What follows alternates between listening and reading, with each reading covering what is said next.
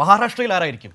മഹാരാഷ്ട്രയിൽ വല്ലാത്തൊരു സാഹചര്യമാണ്. അതിപ്പോൾ അഭിപ്രായ സർവേകളെയൊക്കെ കുറേയൊക്കെ ശരിവെക്കും വിധത്തിലേക്ക് 33 എൻ ഡി എ ലീഡ് ചെയ്യുന്നു. 33 അതാണ് വളരെ പിന്നിലാണ് ഇന്ത്യ മുന്നണി എന്നുള്ളതാണ്. 6 മാത്രമാണ് ഇന്ത്യ സഖ്യത്തിന് ലീഡ് ഉള്ളത്. അതേ സ്വന്തം നിൽക്കുന്നു. ജാർഖണ്ഡ് കൂടി ഒന്ന് പറഞ്ഞു പോകാം. ജാർഖണ്ഡിൽ 10 എൻ ഡി എ, ഇന്ത്യ സഖ്യം 5 യെസ് 5-10 എന്ന നിലയിൽ നിൽക്കുകയാണ്. അത്രമാത്രം തൽക്കാലം അതിന് സമയം കൊടുക്കാം. നമുക്ക് മറ്റ് കേരളത്തിലെ വിവരങ്ങളിലേക്ക് തന്നെ കൂടുതലായി വരികയും ചെയ്യാം. 2415 64 പാലക്കാട് ലീഡ് BJP ഉയർത്തുന്നു. 95 പോസ്റ്റൽ വോട്ടുകളിൽ 95 എന്ന നിലയിലേക്ക് പോസ്റ്റൽ വോട്ടുകളിൽ കൃഷ്ണകുമാർ ലീഡ് ഉയർത്തുകയാണ്. Palakkad lead BJP 95. വയനാട്ടിൽ ഇതാ EVM എണ്ണി തുടങ്ങാൻ വേണ്ടി പോവുകയാണ്. അനൂപിനെ കിട്ടുമെന്ന് പ്രതീക്ഷിക്കുന്നു. ഇതാ വളരെ വേഗത്തിൽ തന്നെ അനൂപ് തന്നെയാണ് ആ വിവരവും തന്നിരിക്കുന്നത്. EVM-ലേക്ക് കയറാൻ പോവുകയാണ്. തുടങ്ങിയിരിക്കുന്നു. ഇതിലൊരു കാര്യം വയനാടിന്റെ കാര്യത്തിൽ പറയാനുള്ളത്, അനൂപിന്റെ മാത്രം വിവരം പോരാ. സ്വാലിഹ് കൂടി അവിടെ മലപ്പുറം ജില്ലയിലെ ഏറനാട്, വണ്ടൂര്, അതുപോലെ നിലമ്പൂർ 3 നിയോജക മണ്ഡലങ്ങളുടെ വോട്ടെണ്ണുന്നത് മലപ്പുറത്താണ്, അവിടെയാണ്. അതുപോലെ തന്നെയാണ് ഇപ്പുറത്ത് തിരുവമ്പാടി മണ്ഡലം അടക്കമുണ്ട്. അത് ജോഷിലെയും അതിന്റെ വിവരങ്ങൾ കൂടുതലായി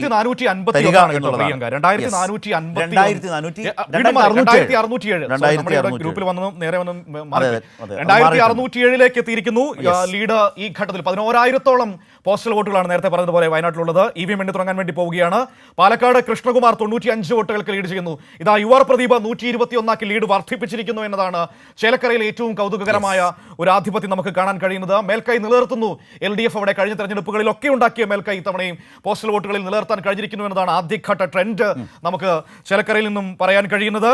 2451 വോട്ടുകൾക്ക് പ്രിയങ്ക ഗാന്ധി വയനാട്ടിൽ ലീഡ് ചെയ്യുന്നു. ഇനിയിപ്പോൾ EVM വോട്ടുകളിലേക്ക് കൂടി കടക്കാൻ വേണ്ടി പോവുകയാണ്. വളരെ വേഗത്തിൽ തന്നെ പരിപാടികളിലേക്കെല്ലാം പോകുന്നുണ്ട്. അതായത് തെരഞ്ഞെടുപ്പ് കമ്മീഷന്റെ സൈറ്റിലേക്ക് വിവരങ്ങൾ എത്തി തുടങ്ങുന്നതേ ഉള്ളൂ. ഇപ്പോൾ നമ്മളുടെ വാർത്താ സംഘം ചേലക്കരയിൽ നിന്നാവട്ടെ, പാലക്കാട് നിന്നാവട്ടെ, വയനാട്ടിൽ നിന്നാവട്ടെ സമാഹരിക്കുന്ന വിവരങ്ങളിൽ നിന്നാണ് ഏറ്റവും പ്രധാനപ്പെട്ട വിവരങ്ങൾ ഗ്രൗണ്ട് ലെവൽ റിപ്പോർട്ടിങ്ങിലൂടെ ഇപ്പോൾ നമ്മുടെ പ്രേക്ഷകർക്ക് മുമ്പിലേക്ക് എത്തിച്ചുകൊണ്ടിരിക്കുന്നത്. ഇപ്പോൾ 95 വോട്ടുകൾക്കാണ് ഇപ്പോൾ പാലക്കാട്ട് BJP സ്ഥാനാർത്ഥി ലീഡ് ചെയ്യുന്നത്. 121 വോട്ടുകൾക്ക് മുമ്പ് നമ്മൾ പറഞ്ഞതുപോലെ തന്നെ അവിടെ നിൽക്കുകയാണ്. 121 വോട്ടുകൾക്കാണ് LDF ചേലക്കരയിൽ ലീഡ് ചെയ്യുന്നത്. 3200-ആയി പ്രിയങ്കയുടെ ലീഡ് ഉയർന്നിട്ടുണ്ട്. 2451 നിന്ന് 3200 പ്രിയങ്കയുടെ ലീഡ് ഉയർന്നിട്ടുണ്ട് എന്നതുകൂടിയാണ്. 3200 വോട്ടുകൾക്കാണ് ഈ ഘട്ടത്തിൽ EVM മെഷീൻ വോട്ടുകൾ എണ്ണി തുടങ്ങിയിട്ടുണ്ട് എന്നതുകൂടിയാണ്. 100 കടന്നിരിക്കുന്നു. BJP 102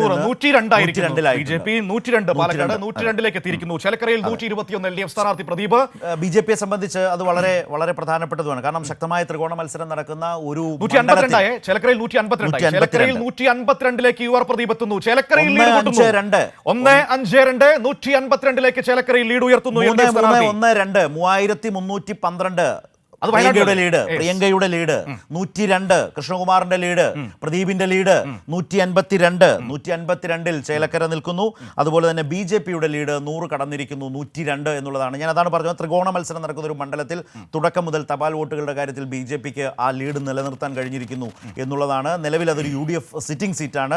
തപാൽ വോട്ടിന്റെ ഒരു ഘട്ടത്തിലും രാഹുൽ മാങ്കൂട്ടം വന്നിട്ടില്ല എന്നത് കാണേണ്ടതാണ്. പ്രത്യേകം അതും ശ്രദ്ധിച്ചു പോകേണ്ടതാണ്. മറുഭാഗത്ത് വയനാട്ടിൽ പ്രിയങ്ക നന്നായി ലീഡ് ചെയ്യുന്നുണ്ട് എന്ന വിവരം കൂടി. 152 വളരെ കൺസിസ്റ്റന്റായി സ്ഥിരതയോടെ UR പ്രദീപ് എന്ന LDF സ്ഥാനാർത്ഥി ചേലക്കരയിൽ തുടക്കം മുതൽ തന്നെ തപാൽ വോട്ടിൽ ലീഡ് ചെയ്യുന്ന വിവരം. 4142 വയനാട്ടിൽ UDF സ്ഥാനാർത്ഥി 4142.